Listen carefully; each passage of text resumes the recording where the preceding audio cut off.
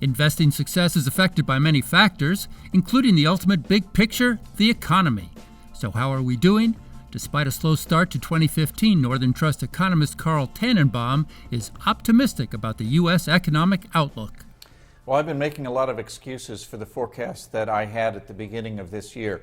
All of the fundamentals for the American economy looked awfully well, but coming out of the gate, we had a very, very rough first quarter. It looks like we barely grew at all during the first quarter. But the puzzle that we were trying to solve was why consumers weren't spending more money. They were very, very quiet, relatively speaking, in the first quarter. But as we've gotten more information and moved through the second quarter of the year, the news on consumers has been better.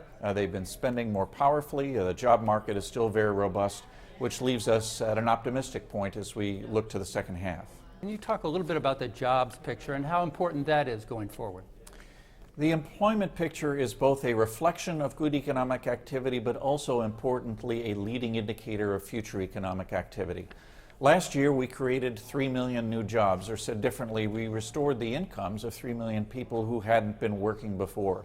As that begins to work its way into the spending stream, the providers of goods and services are going to see better revenues and better profits that may lead them to expand their inventories, their operations, and their staffs. And in that sense, you can see a cycle beginning that reinforces itself. It feels very much that having created those 3 million jobs, and more since the beginning of the year, that we're going to see that self-reinforcing cycle really power the American economy during the second half. How would you anticipate the investing environment will be affected? And if you could comment in particular to the needs of people who are a little bit older.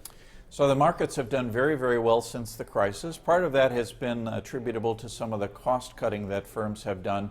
But here going forward, it looks very likely that their revenues will be growing faster, and as they bring that to the bottom line, that should be the basis for continued good market performance. So even if the Federal Reserve does raise interest rates slightly, that shouldn't interrupt what has been a nice bull market. Obviously, those who are fully invested in the equity markets have done very well. One of the angles on retirement that's especially important is that people are living longer. So the former dogma that when you hit retirement that you should become very risk averse in your portfolio probably doesn't hold anymore. So there's a nice balance there to be struck between becoming a little more risk averse but also remaining invested so that you can enjoy what should be a very strong set of financial markets. For more information and data on closed-end funds, visit our sponsor, cefconnect.com, the authority on closed-end funds. This is Closed-End Fund News.